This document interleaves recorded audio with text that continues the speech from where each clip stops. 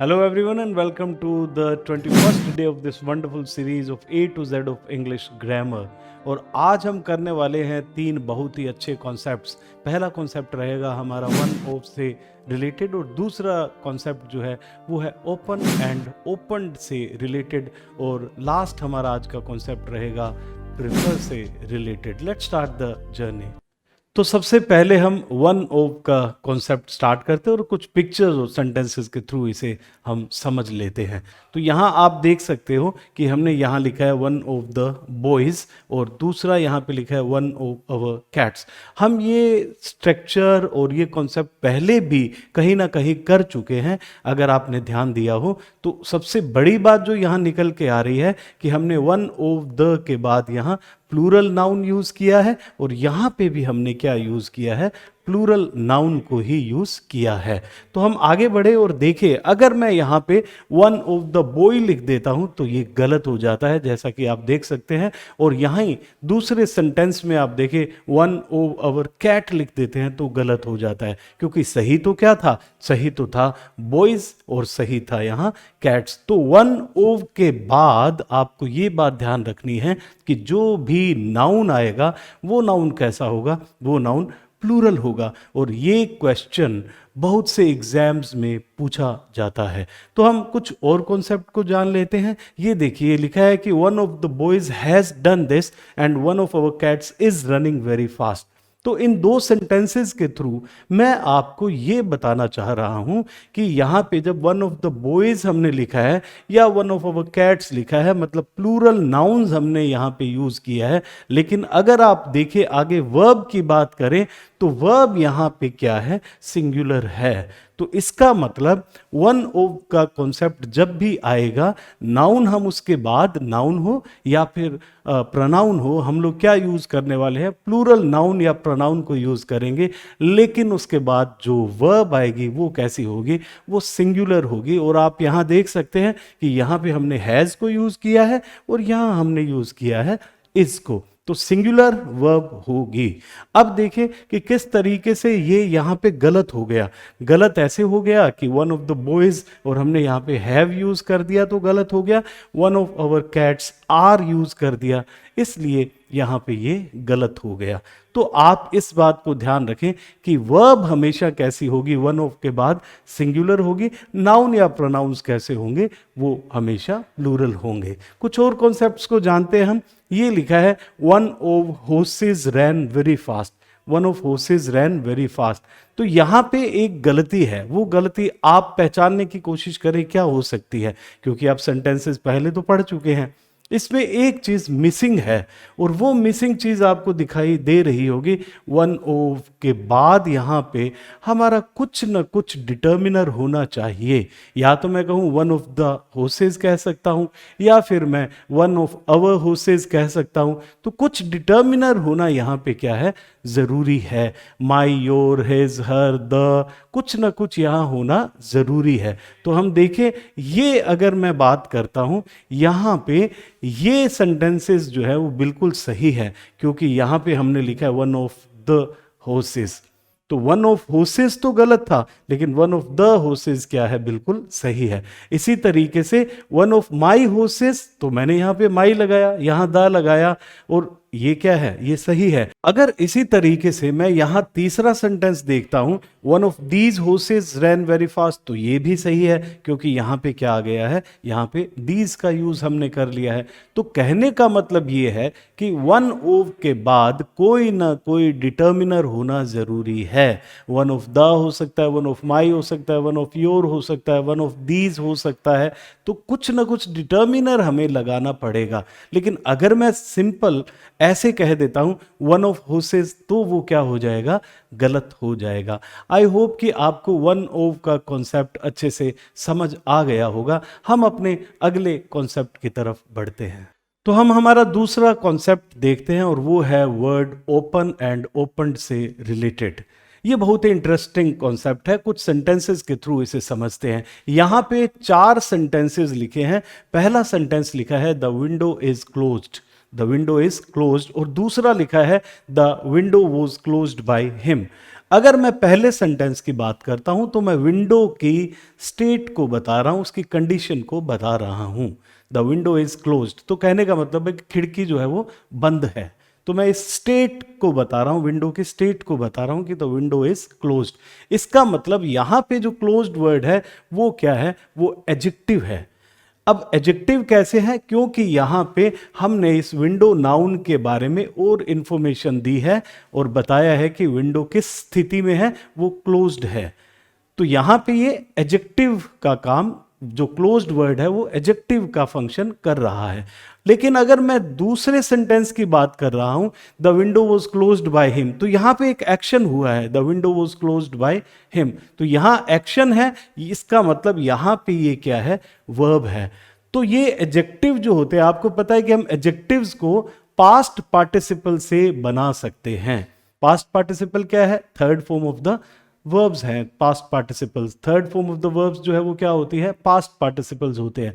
तो हमने यहाँ पे द विंडो इज क्लोज्ड क्या है, वो जब कहा तो हमने इस क्लोज्ड वर्ड को पास्ट पार्टिसिपल से क्या बना लिया, एडजेक्टिव बना लिया। और यहाँ पे भी क्या है, यहाँ पे भी ये third form of the verb है। इसका मतलब क्लोज्ड एडजेक्टिव भी है और क्लोज्ड यहाँ पे वर्ब भी है। लेकिन ओपन के साथ ये बात नहीं होती है, क्योंकि हमारा कॉन्सेप्ट तो ओपन से रिलेटेड है, वो अब समझते हैं। क्योंकि एडजेक्टिव के तौर पे ओपन वर्ड अपने आप में एडजेक्टिव का फंक्शन करता है, तो इसलिए मैं इस तरीके से कहूंगा द विंडो इज ओपन। अगर मुझे विंडो की स्थिति बतानी है जिस तरीके से इस सेंटेंस में मैंने बताई है, तो मैं कहूंगा द विंडो इज ओपन। इसका मतलब मैं उसकी स्थिति बता रहा हूं, स्टेट बता रहा हूं कि जो खिड़की है वो खुली हुई है। तो द विंडो इज ओपन। तो जब मैं एडजेक्टिव के रूप में वर्ड यूज करूंगा तो ओपन यहां पे यूज करूंगा, ओपन्ड नहीं होगा, क्योंकि ओपन अपने आप में एक एडजेक्टिव है और इसे ईडी लगाकर एडजेक्टिव बनाने की आवश्यकता नहीं है। और अगर मैं यहां बात कर रहा हूं the window was opened by him, तो यहां पे क्या है, ये वर्ब के रूप में यूज हो रही है, the window was opened by him. तो आपको समझ आ गया होगा कि जब हम ओपन की बात करते हैं तो ओपन जो है एडजेक्टिव होता है। एडजेक्टिव के रूप में अगर आपने कोई वर्ड यूज करना है तो हम ओपन्ड नहीं करेंगे, हम यूज करेंगे ओपन को। Always use open as an adjective. तो एडजेक्टिव के सेंस में ओपन्ड यूज नहीं करके हमें क्या यूज करना है, ओपन को ही यूज करना है। देखिए इस तरीके से ये यहां एडजेक्टिव है, बुक है और बुक के बारे में बताया है, तो एडजेक्टिव है। हमने लिखा you are an open book, तो यहां पे you are an opened book नहीं लिख सकते, you are an opened book नहीं लिख सकते। लेकिन हाँ, अगर मुझे क्लोज के बारे में कुछ कहना है तो मैं ऐसे लिखूंगा you are a closed book, you are a closed book, क्योंकि क्लोज्ड जो है वो एडजेक्टिव है। तो ओपन अपने आप में एडजेक्टिव है, तो मुझे ईडी लगा के इसे एडजेक्टिव बनाने की आवश्यकता नहीं है। तो हम कहेंगे you are an open book and the school is open today. हम कह रहे हैं कि आज स्कूल खुला हुआ है, तो मैं क्या बता रहा हूं, स्कूल की स्थिति बता रहा हूं, मतलब मैं एडजेक्टिव यूज करना चाहता हूं तो मैं यूज करूंगा the school is open today, school आज खुला है। तो एडजेक्टिव के सेंस में हमें क्या यूज करना है, ओपन यूज करना है। हम आगे बढ़े और कुछ और कॉन्सेप्ट्स को जान लेते हैं। जैसे ये लिखा है the door was opened with force, तो the door was opened with force, यहां पे ये एडजेक्टिव नहीं है, यहां पे क्या है, ये एक वर्ब है, the door was opened with force. और इसी तरीके से ये देखो, I could see everything, the door was open, मैं सब कुछ देख सकता था क्योंकि डोर जो था वो खुला हुआ था। तो यहां पे स्थिति बता रहा हूं, यहां पे एडजेक्टिव यूज कर रहा हूं, the door was open. I hope आपको ये बात अच्छे से समझ आ गई होगी। अब ओपन के कुछ और भी कॉन्सेप्ट्स को हम जान लेते हैं जो हम गलती कर देते हैं, जो ये आपको रेड में दिखाई दे रहे हैं, इसका मतलब हमने ओपन का यूज गलत तरीके से किया है। सबसे पहला सेंटेंस यहां लिखा है I can't open the shoe less, तो यहां पे क्या है, शू लेसेस है या कुछ और भी चीज है जो खोलना बंद करना होता है, उसके लिए हम इस तरीके से ओपन वर्ड का यूज नहीं करते हैं। इसी तरीके से could you open the radio, ये भी तो गलत है। Could you open the radio, ये गलत है। इसी तरीके से who left the taps open, तो यहाँ हम जब स्विचेस की बात करते हैं, टैप्स की बात करते हैं, कोई चीज़ बांधनी या खोलनी होती है, उसके लिए जो है ओपन वर्ड को यूज़ हम नहीं करते हैं, वो ओपन गलत हो जाएगा। तो क्या यूज़ करेंगे हम? इस तरीके से लिख सकते हैं आई कांट अनटाई और अनडू द शूलेस, और उसी तरीके से कुड यू टर्न और स्विच द रेडियो ऑन। हम ऐसे नहीं लिखें could you open the radio, हम लिखेंगे could you turn the radio on या could you switch the radio on हम लोग यूज करेंगे। Who left the taps turned on, तो हम ऐसे नहीं लिखेंगे who left the taps open, वो गलत हो जाएगा। क्या लिखेंगे? Who left the taps turned on. तो इस तरीके से हमें ओपन का यूज कहाँ करना है, किस तरीके से करना है, ये आपको अच्छे से समझ आया होगा। अब हम अपना अगला कॉन्सेप्ट स्टार्ट करते हैं।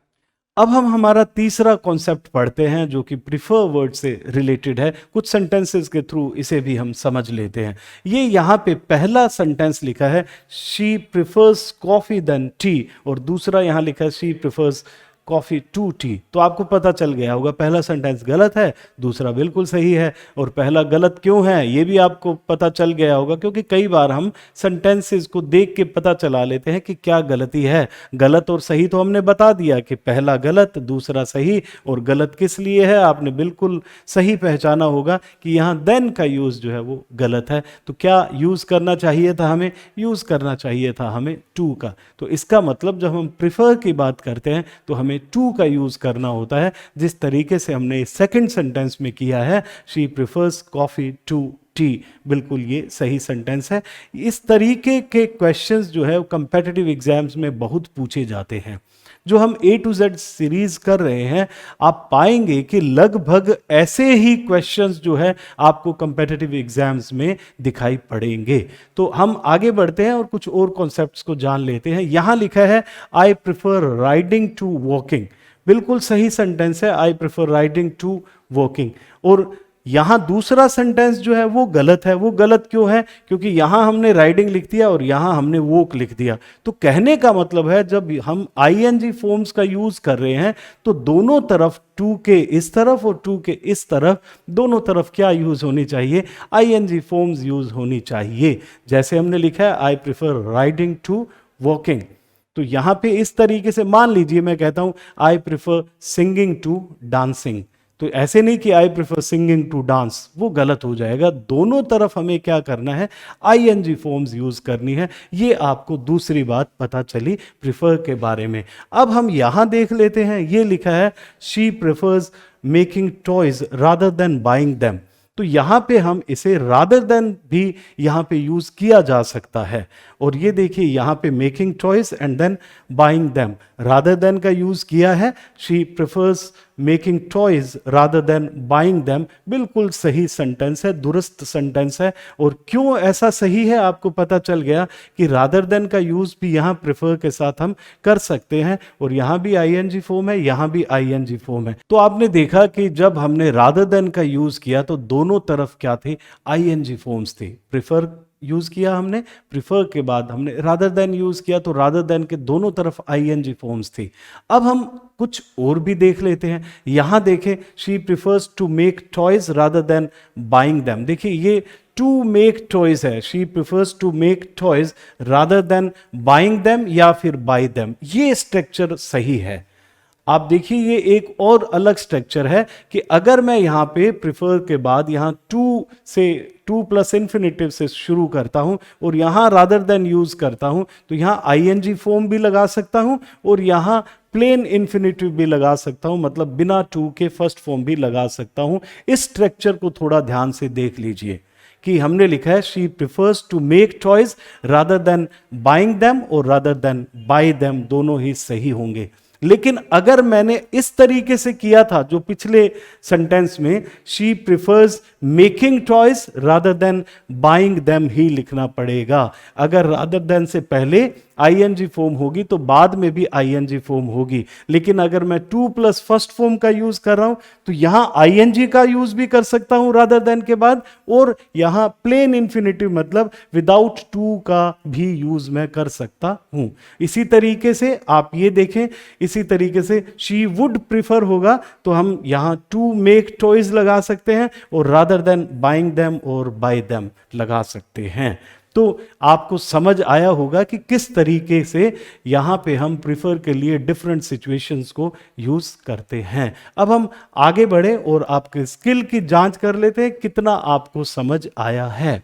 ये सबसे पहले तो आप देख लीजिए यहां पे पहला सेंटेंस, ही प्रिफर्स टी देन कॉफी। क्या ये सही है? अब तो आपको पता चल गया होगा कि ये गलत है। गलत क्यों है? क्योंकि आपको बहुत बड़ा यहाँ पे एक देन दिखाई दे रहा है, वो देन तो बिल्कुल यहाँ पे गलत है। तो हम क्या यूज करेंगे यहाँ पे? यहाँ यूज करेंगे हम टू। तो इसका मतलब हमारा ये सेंटेंस सही होगा, he prefers tea to coffee. He prefers tea to coffee. Then यहाँ पे बिल्कुल गलत है। ये क्वेश्चन बहुत बार कंपेटिटिव एग्जाम्स में पूछा जाता है। दूसरा अगर सेंटेंस हम देखें, you are an open book, यहां पे मैं एडजेक्टिव की तरह कहना चाहता हूं कि तुम एक खुली किताब हो। तो ये एडजेक्टिव की तरह ओपन तो ओपन ही होगा, ओपनड तो होगा नहीं। तो यहां पे ये ओपनड बिल्कुल गलत है। यहां पे क्या होना चाहिए था? यहां पे होना चाहिए था इस तरीके से ओपन। तो हमें लिखना चाहिए you are an open book. अब हम यहां तीसरा सेंटेंस देख लेते हैं, one of the students dash got it. तो यहां पे वन ऑफ द स्टूडेंट्स है और हमें पता है कि वन ऑफ के बाद जो नाउन आता है वो कैसा होता है? प्लूरल होता है। लेकिन वर्ब कैसी होती है? बिल्कुल वर्ब हमेशा सिंगुलर होती है।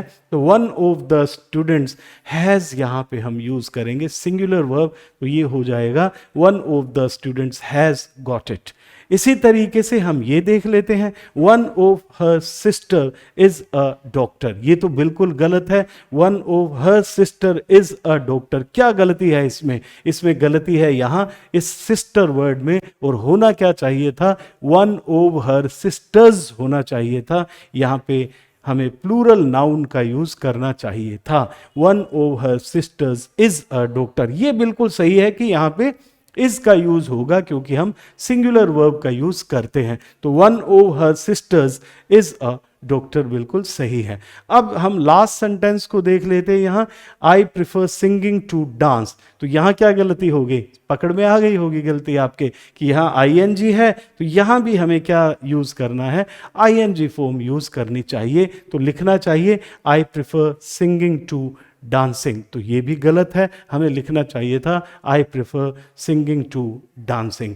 आई होप आपको ये कॉन्सेप्ट अच्छे से समझ आ गए होंगे। ये आपके कंपेटिटिव एग्जाम्स के लिए बहुत ही इंपॉर्टेंट कॉन्सेप्ट्स है, इन्हें थोड़ा ध्यान से आप पढ़ लीजिएगा। जो लोग नए हैं वो इस चैनल को सब्सक्राइब कर लें, लाइक करें, शेयर करें, उन लोगों तक पहुंचाएं जो कंपेटिटिव एग्जाम्स की तैयारी करना चाहते हैं या फिर इंग्लिश को बहुत ही इजी वे से सीखना चाहते हैं। Thank you very much and have a wonderful day.